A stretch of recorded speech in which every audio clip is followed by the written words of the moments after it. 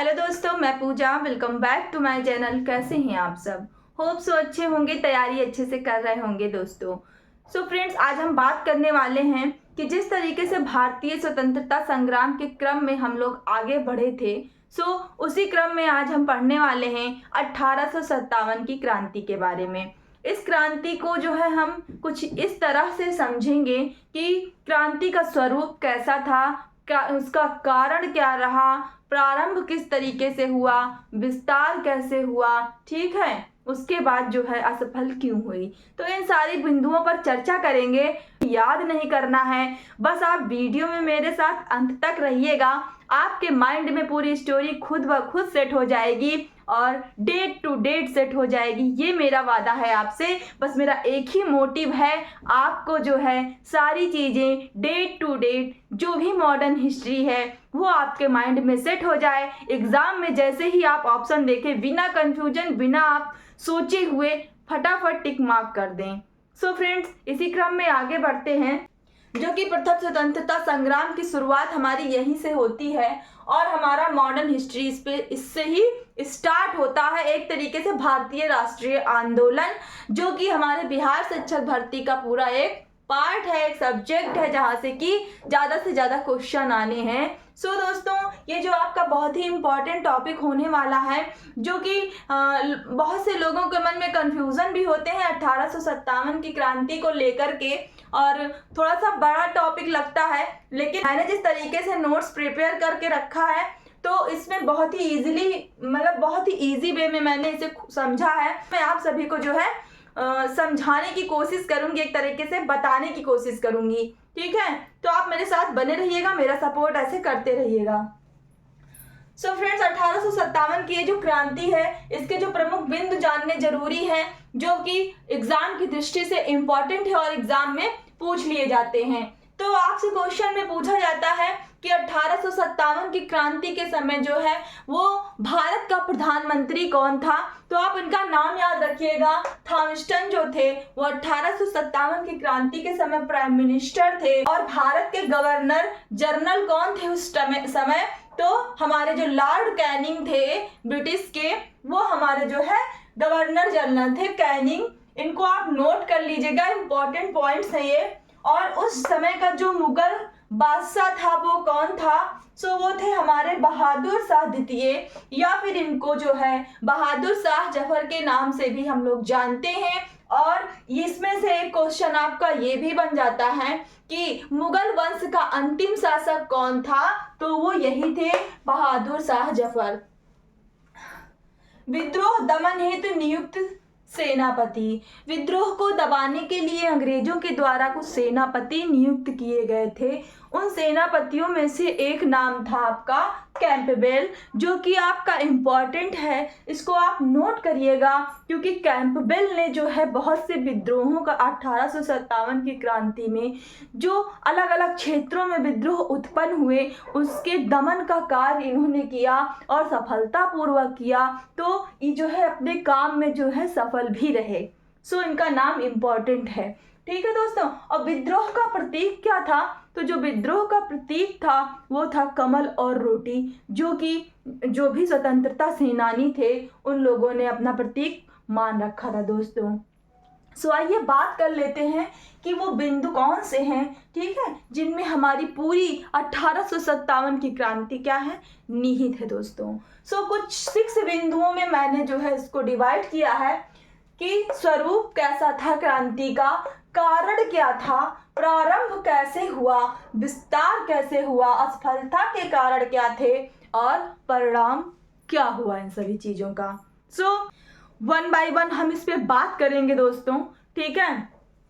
सो जो स्वरूप की बात करें अगर, तो जो 1857 की क्रांति का स्वरूप था उसको एक रूप दे पाना बहुत मुश्किल है। कारण क्या है दोस्तों कि जो मतलब हमारे इतिहास में जो है इतिहासकारों के अलग अलग तरीके के मतभेद उत्पन्न हैं इस क्रांति के बारे में। वो क्या है कि जो ब्रिटिश के इतिहासकार हैं, वो क्या मानते हैं, वो इस क्रांति को मानते हैं, इतिहासकार इस क्रांति को अलग नजरिए से देखते हैं। उनका कहना है कि ये क्रांति हुई है ये जो क्या थी, एक सैनिक विद्रोह था। क्या था? एक सैनिक विद्रोह के रूप में माना और एक छिटपुट विद्रोह के रूप में माना। एक छिटपुट विद्रोह के रूप में इसे उन्होंने माना। वहीं दूसरी तरफ जो हमारे भारतीय इतिहासकार हैं उनका क्या कहना है, आइए जानते हैं। तो जो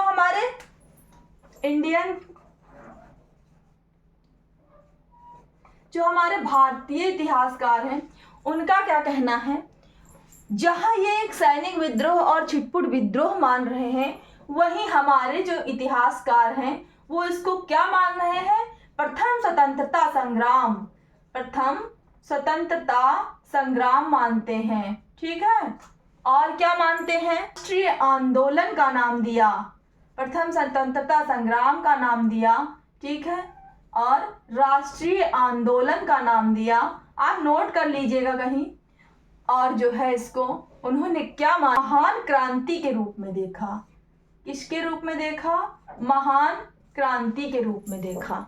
तो जिस तरीके से ये मतभेद है इनके कारण जो है इसका एक रूप फिक्स नहीं कह सकते हम सब। तो इसका स्वरूप क्या है, वो एक रूप में नहीं है, तो कह पाना इसका स्वरूप कैसा था ये थोड़ा सा मुश्किल रहेगा दोस्तों। बात करें अगर कारण की, क्रांति के जो कारण रहे से उसको हमने 5 भागों में डिवाइड करने की कोशिश की है और समझने की कोशिश की है। तो आइए जानते हैं उन 5 कारणों को जिनकी वजह से क्या हुआ, 1857 क्रांति की क्या हुई, शुरुआत हुई। तो हम कारणों को जो है कुछ भागों में डिवाइड कर देंगे तो हमें कुछ इस प्रकार का ग्राफ प्राप्त होता है। जो इसका पहला कारण था वो हम कह सकते हैं कि राजनीतिक कारण रहे, राजनीतिक कारण थे कुछ, और कुछ थे आपके आर्थिक कारण बने, कुछ आपके आर्थिक कारण बने, और आपका जो तीसरा कारण है सामाजिक कारण। जो तीसरा कारण है वो क्या है, सामाजिक या कह सकते हैं धार्मिक कारण। नोट डाउन करते हुए चलिएगा अगर आपके पास नोट्स ना हो तो। और जो तीसरा है ये सैनिक कारण रहा, सैनिक कारण। और चौथा है जिसकी वजह से जो है स्टार्ट हुई क्रांति, वो है आपका तत्कालिक कारण, जिसको मेन रूप से शुरुआत मानते हैं 1857 की क्रांति की। राजनीतिक कारण में क्या था कि राजनीतिक कारण की अगर हम बात करें तो उस समय हमारे जो शासन पे थे वो कौन था, डलहौजी था। ठीक है, डलहौजी, जिसे आप सभी जानते होंगे डलहौजी को। ठीक है, लॉर्ड डलहौजी जो कि बहुत ही क्रूर टाइप का अंग्रेज था। ठीक है, तो इसने क्या किया, अपनी बहुत सी ऐसी नीतियां अपनाई, कुरीतियां अपनाई, जो कि कारण बन गई हमारे 1857 की क्रांति का। जिसमें से कुछ नीति है, जैसे कि इसकी एक नीति अगर आपको याद होगी तो इसने क्या की थी, हड़प नीति अपनाई थी। हड़प नीति ये क्या करता था, किस तरीके से ये हड़प की नीति अपनाई थी इसने, कि किस तरीके से ये कब्जा जो है सबकी जमीनों पे करता था, खेतों पे करता था। ठीक है, उद्योगों पे कब्जा, मतलब पूरी तरीके से इसने एक हड़प नीति अपना कर रखी थी। और दूसरी तरफ जो है इसने कुछ संधियां की थी, जिसमें से कि वेलेजली की संधि। तो ये सब कारण बने। ठीक, ये जो आपका कारण बना ये था कि राजनीतिक कारण था 1857 की क्रांति के स्टार्ट होने का। जो दूसरा कारण रहा ये आपका आर्थिक कारण था। आर्थिक कारण किस तरीके से था कि ये जो डलहौजी था इसने करों में वृद्धि कर दी थी पूरी तरीके से। कृषि और उद्योग के बीच में जो सहसंबंध था वो पूरी तरीके से खत्म हो चुका था। सो आर्थिक कारण में क्या था कि इसने क्या किया था, डलहौजी ने क्या किया था, करों में वृद्धि कर दी थी। और क्या हुआ था कि जो आपका कृषि और उद्योग के बीच सहसंबंध था, कृषि और उद्योग के बीच जो भी आपका सहसंबंध था इसको पूरी तरीके से क्या कर दिया था, खत्म कर दिया था। और अकाल जिस समय हो रहा था, अकाल की स्थिति में भी ये क्या करता था, लोगों से कर की वसूली करता था। अकाल की स्थिति में भी कर वसूल करता था, में भी कर को वसूलता था ये। ठीक है, इससे क्या होता था कि जो भी हमारी जनता थी, जो भी हमारे भारतीय थे, बहुत ही ज़्यादा परेशान हो चुके थे, बहुत ही ज़्यादा क्रुद्ध हो गए थे, आक्रोश सब में आग फैल उठा था, सब में आक्रोश फैल उठा था और बस एक ही अवसर चाह रहे थे, वो था विद्रोह करना चाह रहे थे कि किस तरीके से हम लोग जो है इनसे छुटकारा पा लें। और जो आपका सामाजिक और धार्मिक कारण था, तो सामाजिक कारण में ये था कि हमारे भारत में जो है अपनी एक नीति चलती थी, हमारी कुछ अपनी परंपराएं थी उस समय, ठीक है। हाँ, रूढ़वादी परंपराएं थी वो, लेकिन कुछ लोग थे रूढ़वादी विचारधारा के थे, तो उसको क्या किया, उसमें अंग्रेजों ने क्या की, छेड़छाड़ की। क्या छेड़छाड़ की? तो विलियम बेंटिक के समय की अगर हम बात करें तो बेंटिक ने क्या किया था, तो बेंटिक ने क्या किया था, ये बेंटिक ने किया था क्या, ये जो है सती प्रथा पे रोक लगाया था, सती प्रथा पर रोक। दूसरी तरफ कैनिंग क्या कर रहे थे, कैनिंग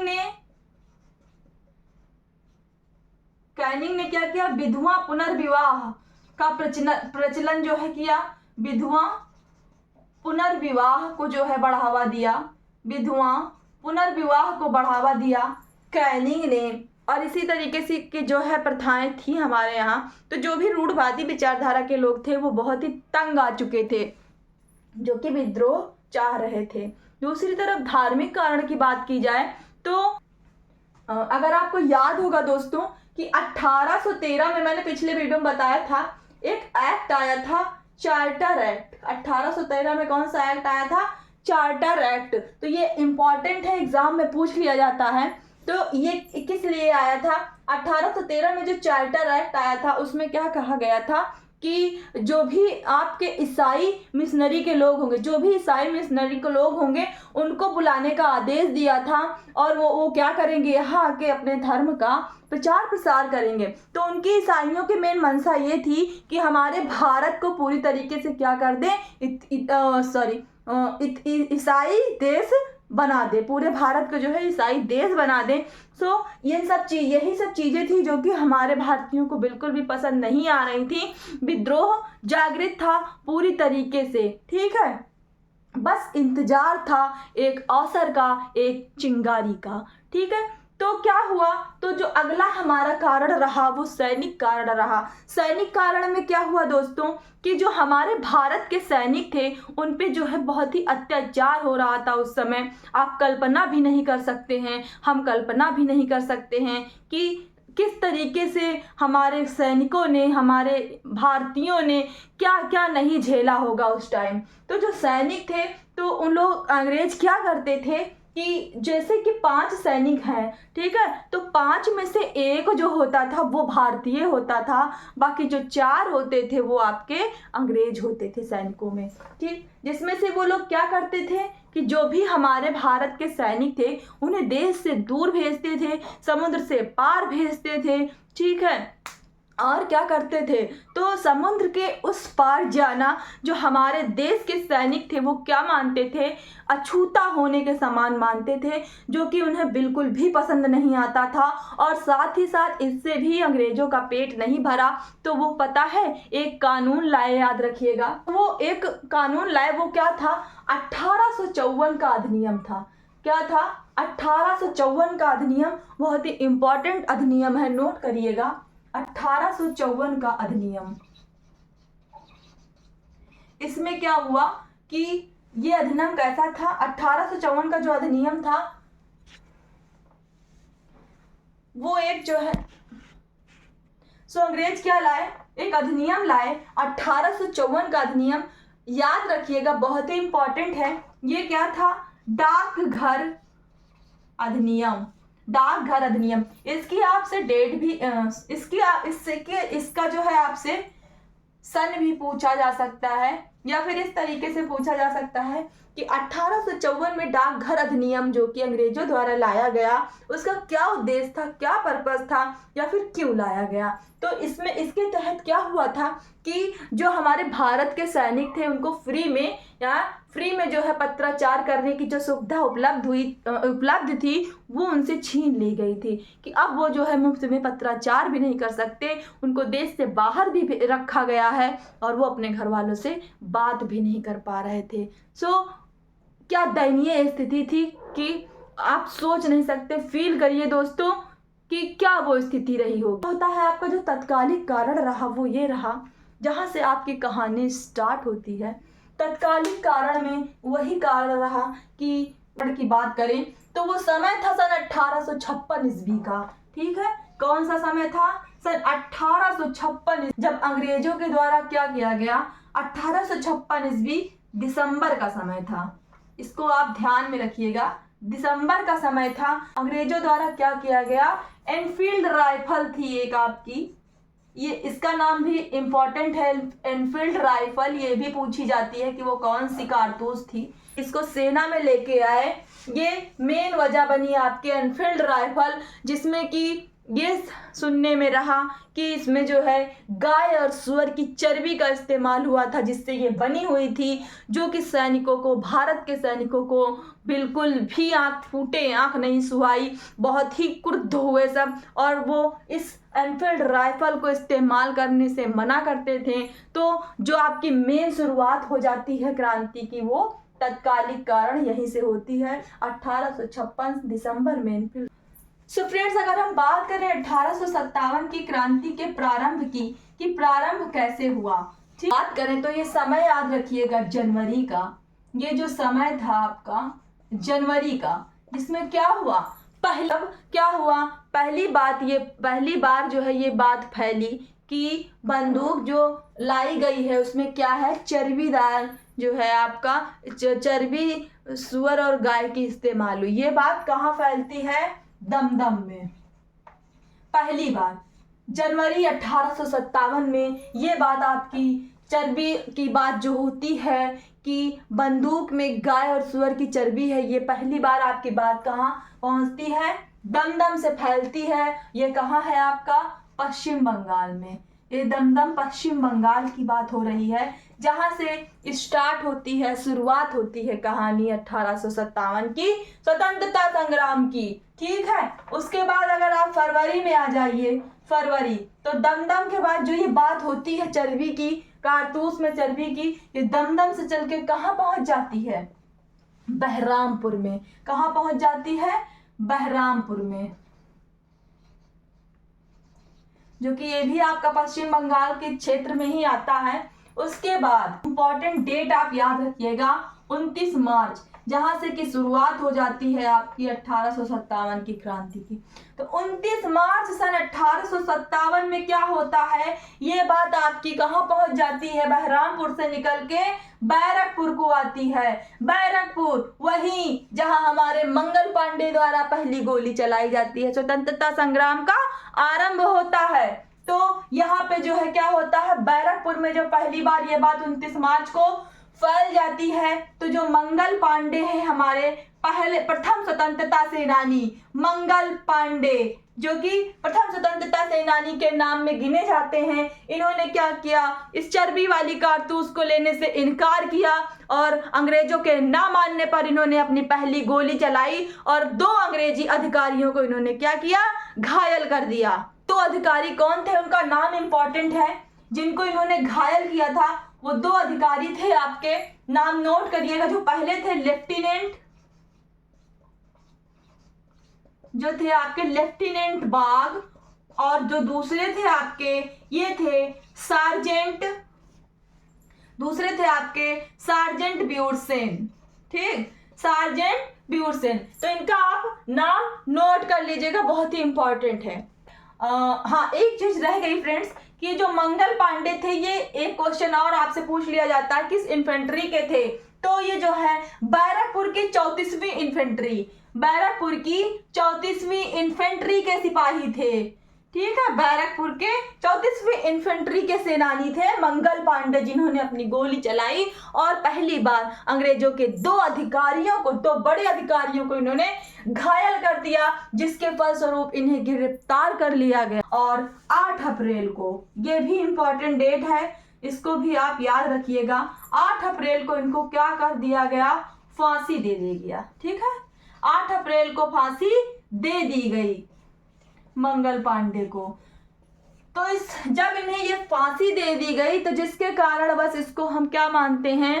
क्रांति का प्रारंभ मानते हैं, विस्तार नहीं कहा जा सकता। तो यहाँ से ये हो गया, बात तय हो गई कि आपकी क्रांति का जो है प्रारंभ हो चुका है। अब हम आगे के क्रम में चलेंगे, विस्तार के क्रम में, कि विस्तार किस क्रम में हुआ। फ्रेंड्स, आप लोग वीडियो को देख लेते हैं और लाइक नहीं करते। अभी तक आप लोगों ने लाइक नहीं किया तो फटाफट पहले वीडियो को पॉज करिए और लाइक करिए मेरा वीडियो, ठीक है। और ज़्यादा से ज़्यादा दोस्तों को शेयर कर दीजिए। नहीं करती हूँ मैं, फैन भी मेरा ऑफ है, तो एक लाइक तो बनता ही है दोस्तों। सो दोस्तों, अगर हम बात करें 1857 की क्रांति के विस्तार की, तो इसका विस्तार किस तरीके से हुआ और एक तरीके से क्रांति का विद्रोह उत्पन्न कहाँ से हुआ, तो वो आपका यही में जो है हम पढ़ेंगे क्रांति के विस्तार में। तो वो घटना थी आपकी 10 मई मेरठ की, ठीक है। ये भी डेट इंपॉर्टेंट है, इसकी हर एक डेट इंपॉर्टेंट है, आपको याद होती जा रही होगी जैसा कि मेरी आशा है। 10 मई मेरठ में क्या हुआ था? 10 मई का समय था, मेरठ के जो सेनानी थे उन्होंने क्या किया, मेरठ पे जो है क्या किया, उन्होंने हमला करके जो शस्त्रों को क्या किया, लूट लिया। और लूट के वो कहाँ पहुंचे? 11 मई अगले दिन कहाँ पहुंचे? वो दिल्ली पहुंचे। और दिल्ली में जो भी बंदी बनाए गए उनके सैनिक थे, उन सभी को भी छुड़ाकर उन सभी ने क्या किया, दिल्ली में क्या किया, हमला कर दिया। दिल्ली में हमला कर दिया। उस समय दिल्ली का जो मुगल बादशाह था वो कौन था? पहले भी बात की थी, बहादुर शाह जफर थे, जिनको क्या किया, इन लोगों ने अपना नेता चुना। बहादुर शाह जफर को ये भी क्वेश्चन पूछा जाता है कि नेता किसको चुना गया था, नेता किसको चुना गया था सेनाओं के द्वारा? तो नेता हमारे बहादुर शाह जफर को चुना गया था। चूंकि बहादुर शाह जफर बुजुर्ग हो चुके थे, तो ये बुजुर्ग हो चुके थे, जिसकी वजह से इनके जो सेनापति थे, बहादुर शाह जफर के सेनापति थे आपके बख्त खां। इनके जो सेनापति थे बख्त खां, इनका भी नाम आपका बहुत ही इंपॉर्टेंट है। बख्त खां ने क्या किया था? हमारी सेना का नेतृत्व बख्त खां ने किया था दोस्तों। फिर क्या हुआ कि जब दिल्ली ये सब ये पहुंच चुके थे, तो हालांकि दिल्ली में जो है ये विद्रोह ज़्यादा देर तक नहीं चल पाया था। अंग्रेजों ने क्या है, दिल्ली पर आक्रमण करके बहुत ही जल्द दिल्ली पे वापस से क्या किया था, कब्जा पा लिया था दोस्तों। सो ये विद्रोह ज़्यादा देर तक नहीं चला था। लेकिन हाँ, इसका ये कारण नहीं था कि ये जो है क्रांति असफल हुई दिल्ली के बाद। इस यहाँ तक तो जो है सफल नहीं हो पाया सेनानी। इसका मतलब ये नहीं था कि भारतीय जो सेनानी थे वो शांत बैठ गए। वो शांत नहीं बैठे, उन्होंने जो है अपना विद्रोह जारी रखने की प्लानिंग, षड्यंत्र वो करते गए। तो किस तरीके से दोस्तों जो है ये क्रांति का विस्तार हुआ, ये इसको एक मैप के द्वारा समझते हैं, जिससे कि आपके माइंड में सेट हो जाए कि कहाँ से शुरू हुई और कहाँ पे खत्म हुई, जिसको कि आप भूले नहीं दोस्तों। सो बिल्कुल भी आप मेरा सपोर्ट बनाए रखिए, मैं आपको एक एक पॉइंट समझाने की कोशिश करूंगी फ्रेंड्स, ठीक है। तो आइए बात करते हैं क्रांति का विस्तार किस तरीके से हुआ होगा। सो हमारे अगर हम भारत की मैप की बात करें तो कुछ इस तरह से जो है इंडिया का मैप हम देखें, टेढ़ा मेढ़ा बन जाएगा दोस्तों, सो अवॉइड करिएगा।